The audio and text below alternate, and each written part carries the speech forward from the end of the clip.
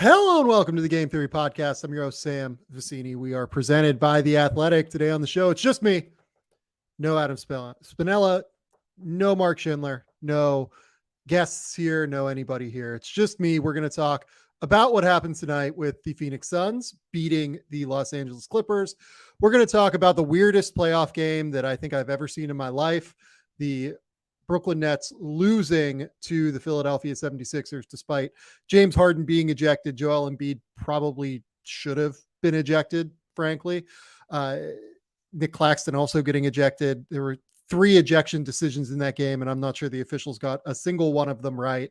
So we're going to talk about that. And then we're also going to talk about the Warriors and the masterpiece that Kevon Looney painted tonight, in addition to Stephen Curry just being incredible and just not saying die in this series. So the place that I want to start is with the Phoenix Suns win over the Los Angeles Clippers. They beat them 129-124 in a game that Devin Booker had.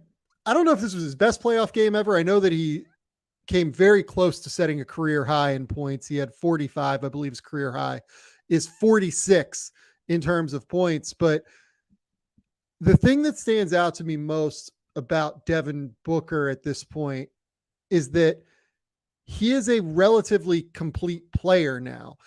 Throughout the course of this game, he got buckets dropped on him. It happened.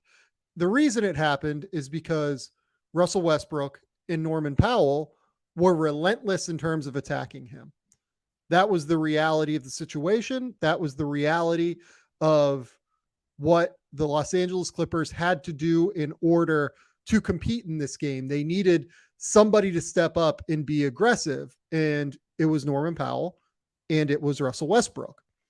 At times it was Bones Highland. There were other guys that stepped up in meaningful, minimal roles throughout the course of the game. But for the most part, it was Russell Westbrook and Norman Powell. And if you notice, I would venture that Devin Booker probably got more buckets scored on him than anybody else in this game for the Phoenix Suns. But I thought Devin Booker had a real impact defensively in terms of making things more difficult for those guys. Sometimes Norman Powell is just going to get hot and he's going to go 15 of 23 from the field and going to make 7 threes. Not all of those threes were on Booker necessarily. And sometimes Russell Westbrook is going to go out and drop 30 with 11 assists, because when Russ is hot and he is aggressive, he gets downhill and it's very difficult to keep him out of the paint. I thought Devin Booker did a better job than anybody else on Phoenix tonight at making life hard for those guys. And then on the other side, he dropped 45 points and was absolutely incredible on that end.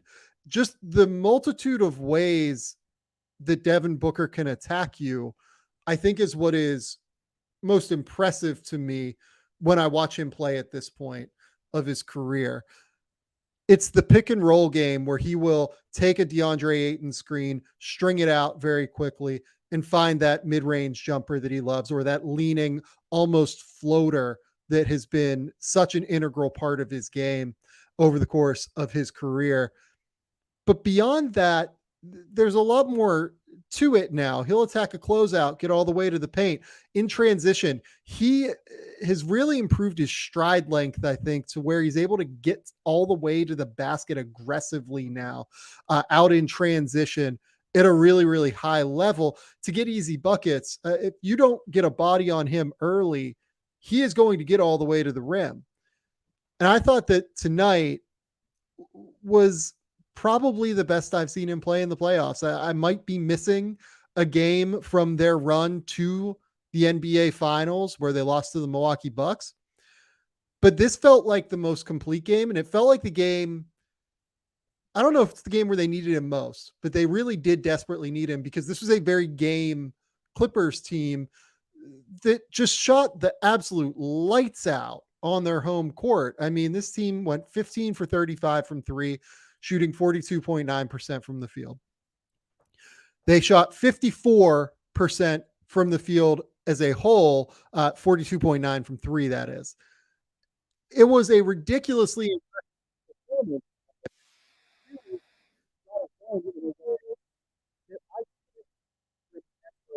Uh, Seeing a team without this level of a star and without their top two stars, particularly in Kawhi Leonard, who missed this game with a sprained knee, as well as Paul George, who is out for this series, seemingly. All of these guys really stepped up in such a substantial way, and I think they deserve an immense amount of credit for it. Without Devin Booker playing at maybe the best level of his career to this point, and look, Devin Booker has gone out and dropped 70 points in a game before. He's gone out and had enormous impacts on the game, but I don't think that I've seen him at the level he has played this season quite as often and quite as consistently as we've seen it in recent weeks, in recent months, ever since he got back from his injury and just before he got back from his injury. So Devin Booker is the reason they won this game. I think we should also talk about some of the reasons that this game was close to begin with. And in part, it had to do with Kevin Durant turning the ball over 6 times, which is very uncharacteristic.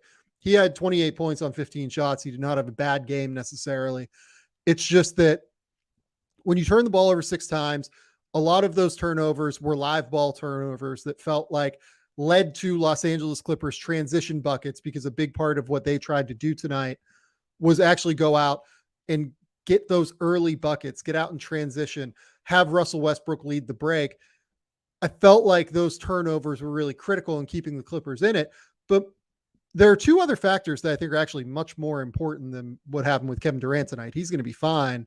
And I think his particular integration into this roster has been seamless. The problem for them is twofold right now. First, I think that when the Suns went out and acquired Kevin Durant, the idea was that this would be a big 4 with Devin Booker and Kevin Durant being the top 2 guys, along with Chris Paul being able to get everybody the ball in the right exact spot that they need it. He's been fine at this point. He does seem to be a little bit diminished from his all NBA self, but I think he has been okay. The problem for the Suns right now for me is that DeAndre Ayton has not been a part of that big 4 that was envisioned. He has not played to that standard at this point. And I think it's worth diving into the moment where I felt like the Suns were fully operational in this game. It was the third quarter. The third quarter was incredible. They dropped 40 points. You saw in many ways the idealized version of what this Suns team can look like. In part, I felt, because you saw more of a downhill DeAndre Ayton attacking as opposed to the less aggressive DeAndre Ayton that unfortunately we have seen at times throughout his tenure in Phoenix and throughout this little run with this group of players. It feels like instead of just rim running constantly and running all the way to the basket or being the short roll option, that is something he has to do semi-regularly when teams blitz the ball. The Clippers, particularly tonight, blitzed the ball a reasonable amount out of ball screens and tried to get the ball out of guys like Devin Booker and Kevin Durant's hands. And when that happens, DeAndre does have to short roll. And I thought he had 3, maybe 4 really high level passes to that cross corner whenever those guys got blitzed, and he had to be the release valve in those options out of pick and rolls. One of them resulted in a turnover. It was just a drop pass, I believe, by Damian Lee. DeAndre could work on his ball placement, I think, but he's making the right decisions. I think he's seeing the court properly out of short rolls. The problem is when teams don't blitz the ball necessarily, I feel like DeAndre is a little bit too comfortable maybe in terms of sitting in that 8-foot range and not rolling all the way to the rim and forcing defenders to tag him. And that's, I thought, in the third quarter, what went really well for the Suns. There was a play where he kind of 45 cut off of a Kevin Durant drive, if I remember correctly. Durant hit a wraparound pass And I think that DeAndre either got fouled or just laid one in immediately. There was another one where out of a ball screen, he rolled all the way to the rim, went up for a dunk, and actually just got fouled on that play for sure.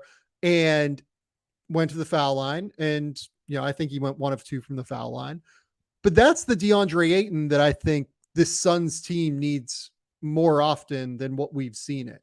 We need to see DeAndre Ayton be the kind of player who's going to roll hard to the rim. He had a moment tonight that I thought was really emblematic of what the Ayton experience has been a little bit too often in Phoenix with Kevin Durant and Devin Booker thus far.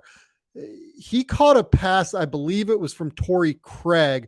It was right on his right hip. It wasn't the easiest catch for him.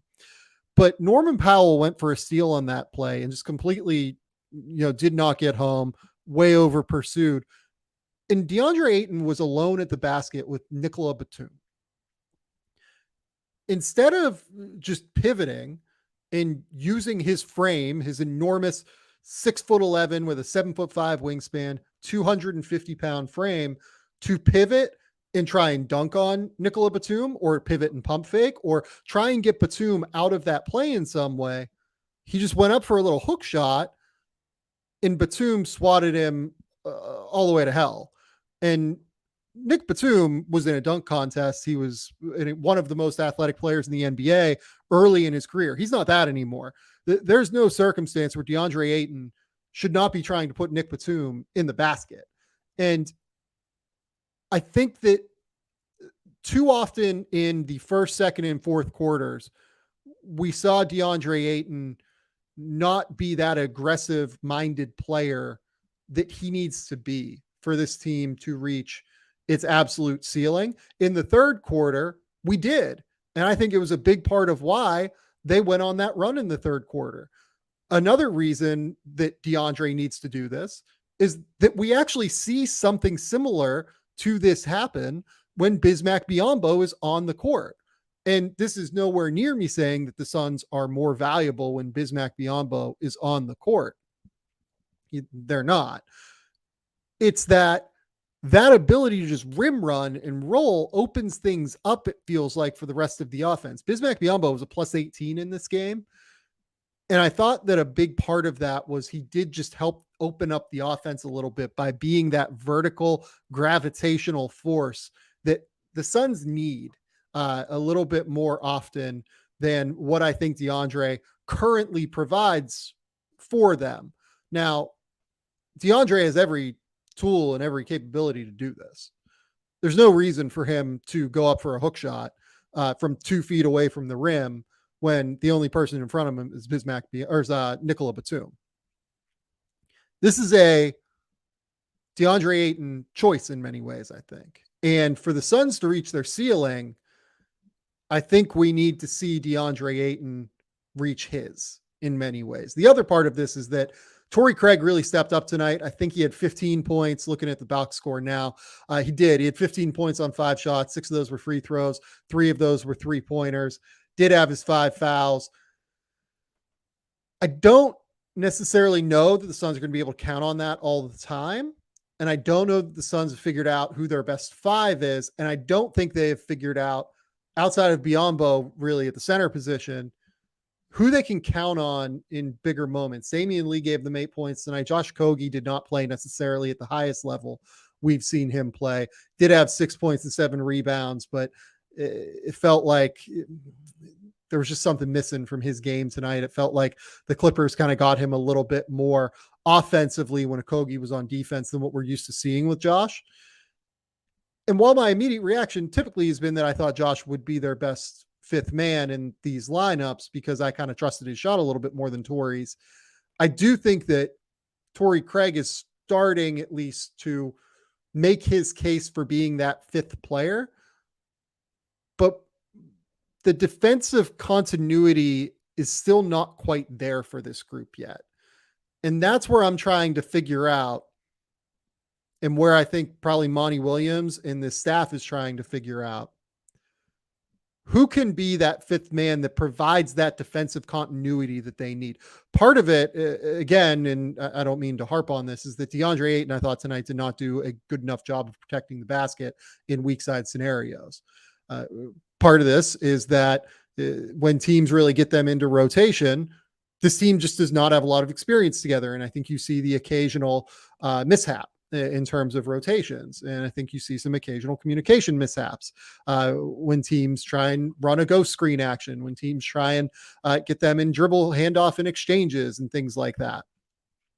But I do think that what the Suns need moving forward is that fifth man to really emerge and step up. And I think someone will. I think that it's probably going to be Torrey Craig or Josh Okogie. I think they probably need one more bench player, be it TJ Warren or Landry Shamet. They tried Ish Wainwright earlier in this series. Maybe it's Terrence Ross at some point. They need probably 7 guys, I think. And I don't think they have 7. I think right now they really have like 3.5.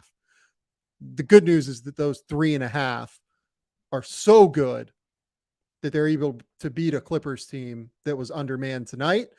And they are potentially well positioned to cause a lot of problems for the Denver Nuggets, especially if DeAndre Ayton can be the guy that we've seen against Nikola Jokic in previous playoff series.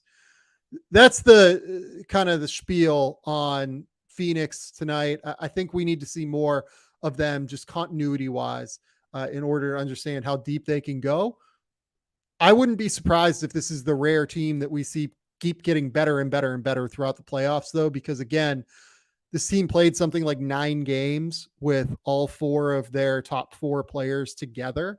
If this series goes 6 games between these two teams, that's going to almost double their experience playing together. So this is an unfinished product that has NBA title aspirations and a genuine NBA title ceiling. This is the game that kind of made me decide that I wanted to go live and talk about it tonight, because I found the Suns' performance very intriguing. And I think Devin Booker deserves his flowers for what was an incredible performance that the team desperately needed in the face of Russell Westbrook being a monster defensive player. Particularly, he did a great job on Kevin Durant, I thought, in moments tonight and throughout the first 2 games in this series, as well as I felt that we need to talk a little bit about what's going on with Phoenix's depth players as well. Okay, let's take a quick commercial break, and then we're going to dive into the weirdest game that I've seen in a long time in the playoffs.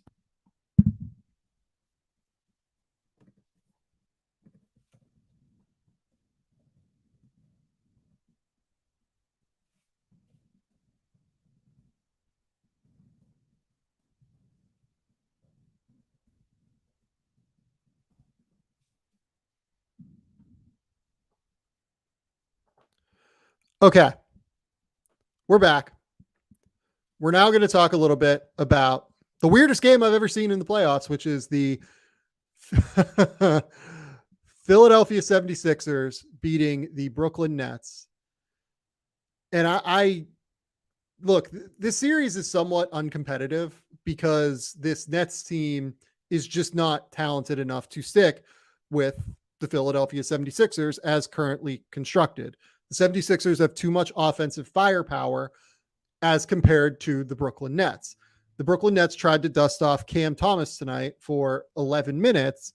And yes, he went 3 of 6 from the field. He had 6 points, but he also was a -9 in the time that he was out there and had a lot of defensive breakdowns. And he's just not a guy that you can really trust in a playoff setting at this point. And I thought it was kind of emblematic of how much they're really searching for offense a lot of the time when they're out on the court against this Philadelphia team that, frankly, I feel like they're playing okay defensively. I think Joel Embiid is certainly providing a real impactful rim presence, but this was not Joel's best night defensively. I felt like in general, this was not the Philadelphia 76ers best night defensively. And they still held Brooklyn to 97 points because it was largely a half court game. And Brooklyn does not have the guys off the bounce that can really break down defenses in half court settings. And until that happens, I think that Brooklyn is probably not going to have much playoff success moving forward, much as I like Mikal Bridges as a terrific, essentially second or third option on a very good team in a playoff setting. But let's go to the number of things that happened that made this game incredibly weird. And we will start with Joel Embiid getting stepped over by Nick Claxton and then deciding to try to kick Nick Claxton. It looked like in the junk. Joel Embiid should have been ejected for this, like unequivocally. He should have been absolutely removed from the game. And because he wasn't, and because he got, I believe, a flagrant one, it felt like the referees were looking for an opportunity to make it even, and they did by ejecting James Harden for what looked to be just an incidental push-off when he was a ball handler on the right wing trying to just separate from Royce O'Neal, and he just caught Royce O'Neal a little bit low with the push-off. I have never seen someone get ejected for something like that. I can't imagine a circumstance where that was James Harden's goal there, was to do something dirty. It just didn't, the story doesn't line up there, right?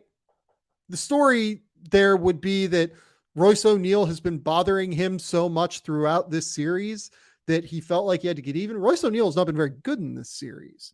So I don't understand why that would be the story that Tony Brothers and this crew thought was being told there, because on some level, the story does matter.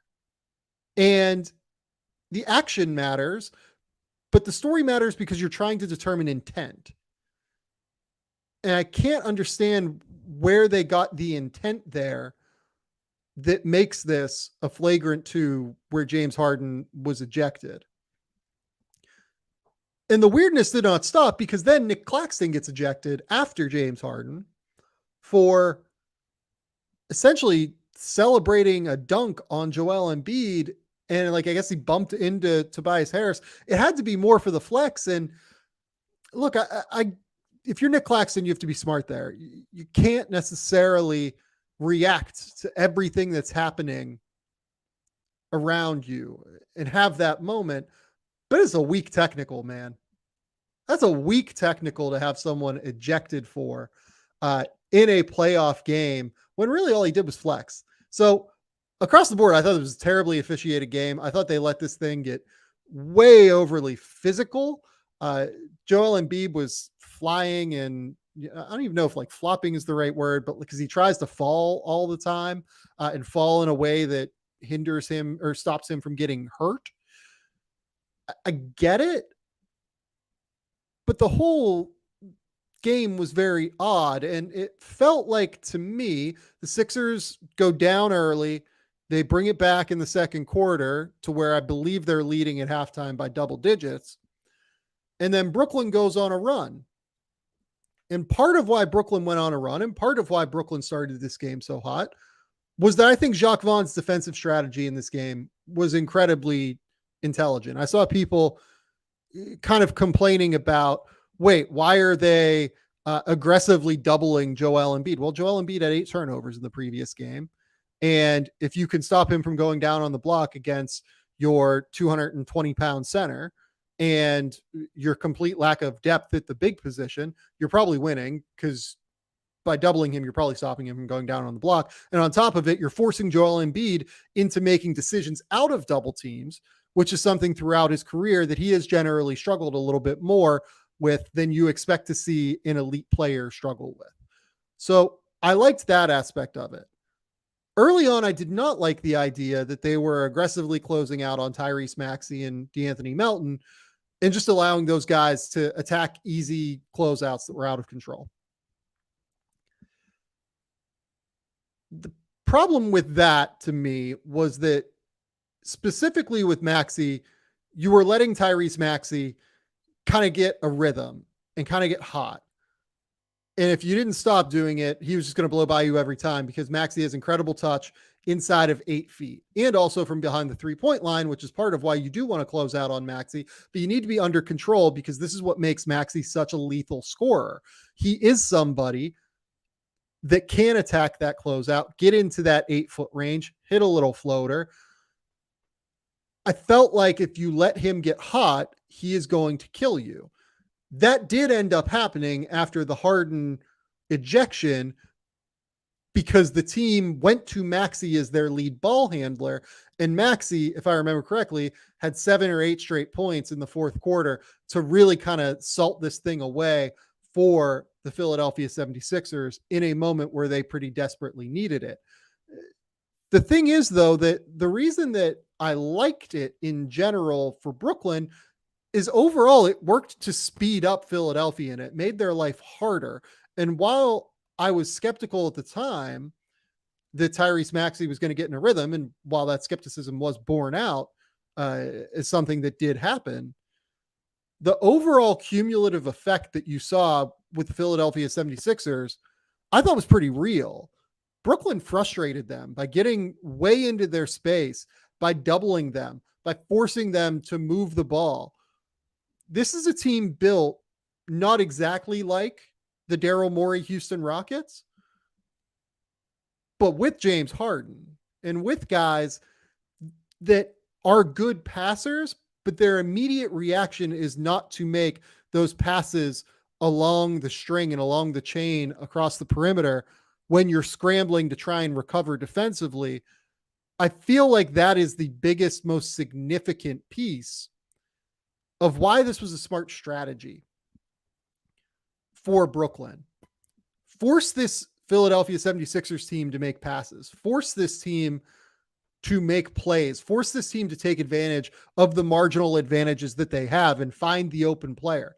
They're skilled enough to where they have the shooting to be able to take advantage of it. It's just that I feel like they often don't necessarily do it because a lot of their guys tend to be guys that hold the ball for that extra split second and try and survey things that are happening across the court. A very bizarre game, a game that was weird because of the way that Brooklyn decided to play this defensively. And I think Brooklyn deserves a lot of credit for trying to create this structure and this game and this kind of vibe within this game that made it as competitive as it was, and that ultimately made it as close as it was. Because again, this is a team that is just very outmanned at this point offensively in terms of firepower. So the fact that they have all these switchable defenders who can really get into people's grill, Royce O'Neal, Dorian Finney-Smith, Mikal Bridges. Cam Johnson's not a great defender, but he's bigger and longer and at least has reasonable feet. Sometimes you can kind of blow through his chest because he's not all that strong, but he is someone that is at least mobile and can fly around a little bit. Certainly Nick Claxton is another guy that is very quick for a big man, and you can do sort of blitzing ball screens and you can try and scramble around with him and rotate around with him. Like there are a number of things that you can do if you're Brooklyn defensively. And I love the way that they decided to embrace that. I love the way that they decided to try and be aggressive with Philadelphia. And ultimately now the question is, I think Boston will try and do something similar. The problem for Philadelphia is that Boston has much more offensive firepower than Brooklyn does. And I worry that what Brooklyn is doing, more so than creating wins for themselves, is actually creating a blueprint for Boston, even beyond what they already need, because Boston has had real success over this Philadelphia 76ers team in recent years. It feels like Brooklyn is really creating a template for Boston to be able to potentially have some real success here against the Philadelphia 76ers, because it feels like Philadelphia has not necessarily learned from the past that we've seen them struggle with. So 76ers win. They're up 3-0. You know, they are playing a team that they should be sweeping, in my opinion. When you have Joel Embiid, James Harden, Tyrese Maxey, Tobias Harris, you're deeper than the Brooklyn Nets are. Is in addition to that, this should be a sweep. I think it probably will be a sweep. But I don't know if we've seen enough from Philadelphia yet that really gives me confidence going into a potential series against Boston in that 2-3 matchup. The last game of the night was the Golden State Warriors against the Sacramento Kings. This is the game I'm going to spend the least amount of time on because it just felt like, more than anything, the Golden State crowd really got into Sacramento's heads as a young team playing their first road game in a high level playoff environment like you're going to get at Golden State. Sacramento had a ton of open looks in this game. My buddy Rob Doster, as people may have seen online, was giving me shit because I told him to bet the over in this game. Over was right around 241, I think is where it closed. And I told him to bet it, because of what we talked about on the show last night with Adam Spinella, with Mark Schindler, where we talked about how without Draymond Green, I felt like they would try and run and gun and just try and outscore Sacramento. And that ended up being what happened. The first quarter was played at an incredibly frenetic, energetic, up and down pace. The Kings shot 47 threes. The Golden State Warriors shot 50 threes in this game. The problem is that the Kings shot 23% from three. And a lot of those shots were open. I'm going to pull up the synergy numbers while we're talking, but I would venture a majority of the shots that the Sacramento Kings missed from beyond the 3-point line were probably of the open variety when it came to threes. And it just felt like, to me, the kind of game that a young team loses on the road to an experienced Golden State team that has been there before and has their backs up against the wall. Certainly, Draymond Green was missing from this game. I felt like the Warriors were pretty likely to come out with a lot of energy and a lot of aggressiveness to try and make up for not having the guy around that typically brings that energy and aggressiveness for them. Now, two things happened in this game that I thought really swung it for Golden State. The first, Stephen Curry just went supernova and decided we're not letting this get to 3-0 to where we have to have an incredible comeback to beat the Sacramento Kings that, frankly, given the fact that the Kings still have two more home games, the Golden State Warriors still have two more road games in this series. Given how poor the Warriors have been on the road this year, I don't know if they can come back from 3-0 in order to beat the Kings if they have to win two road games. The key for the Warriors is having to win one road game, in my opinion. Stephen Curry dropped 36 points. He was plus 24 tonight. He had 6 rebounds. He had 3 assists. His off-ball cutting was tremendous. Obviously, he had a number of just exceptionally high-level three-point shots, particularly starting in that third quarter, where it really just felt to me like he wanted to take over the game at a really high level. He really just wanted to have that kind of avalanche moment that we're so used to seeing from Stephen Curry. It didn't quite happen because the Kings, for all of the fact that this always felt like a double-digit game in the second half, they did stop and stem the avalanche. Now, the problem for them was purely on offense in this game. I thought defensively, they were pretty okay. Like Davion Mitchell did a good job of chasing around. De'Aaron Fox, I thought, did an okay job of chasing around again. They made life hard on Steph. Steph just dropped 36. The big problem for Sacramento in this game was Kevon Looney. And this was, I tweeted earlier that this was a legacy game for Kevon Looney in a Warriors jersey. And I meant it. You typically don't see legacy games from fifth starters that average 6-7 points a game. This was one.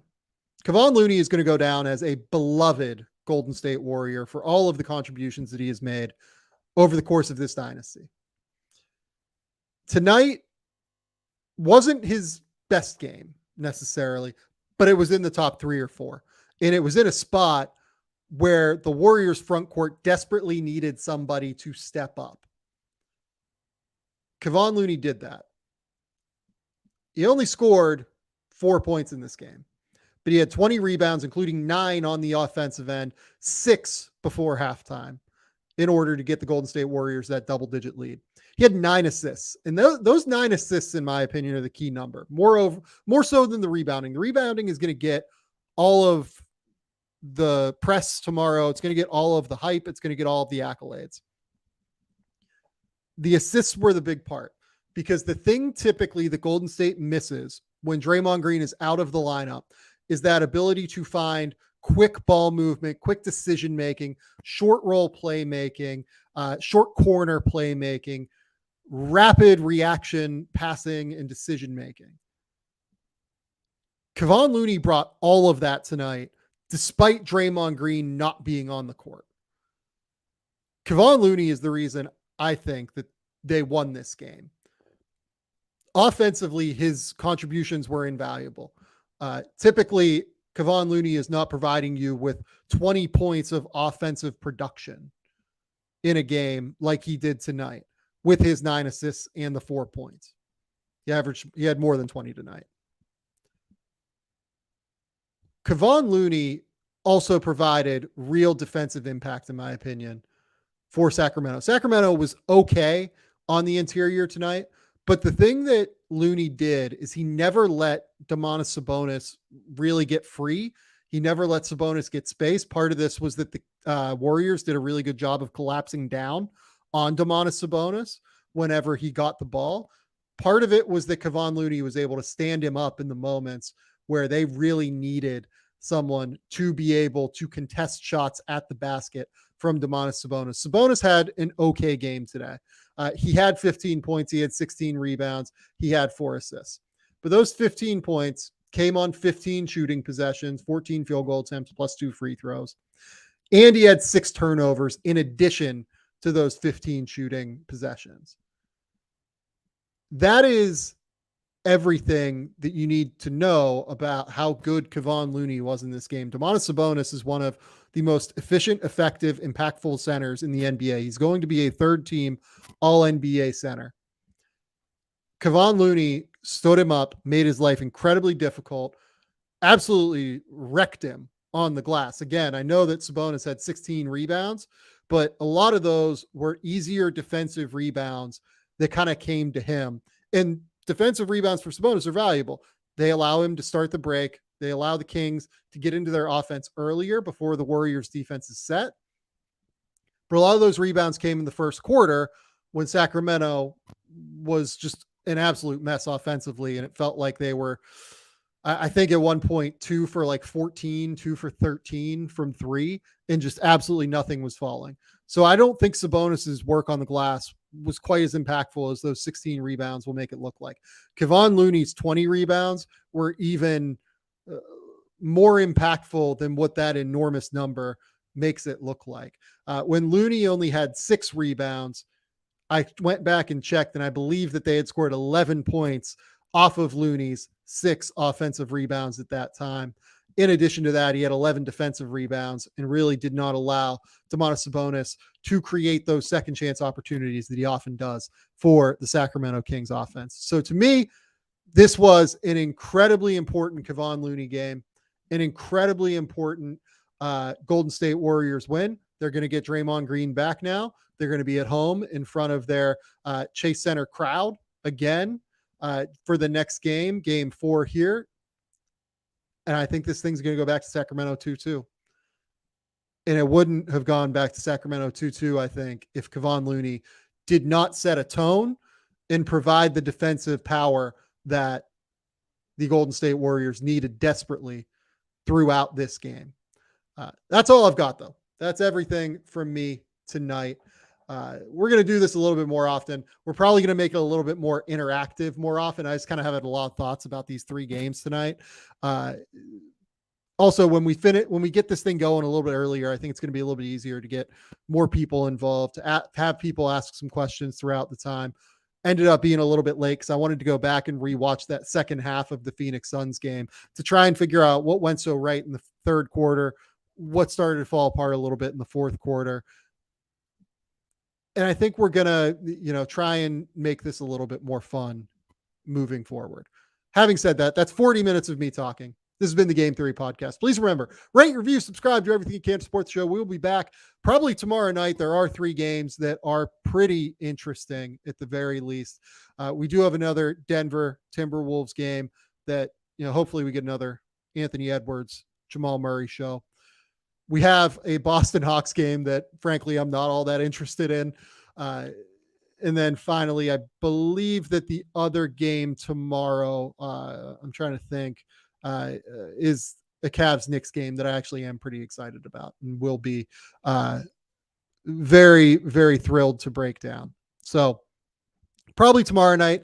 If not, we will be back on Saturday to break down the 4 games that are on Saturday that will be enormous games. Until next time, we'll talk soon. Bye.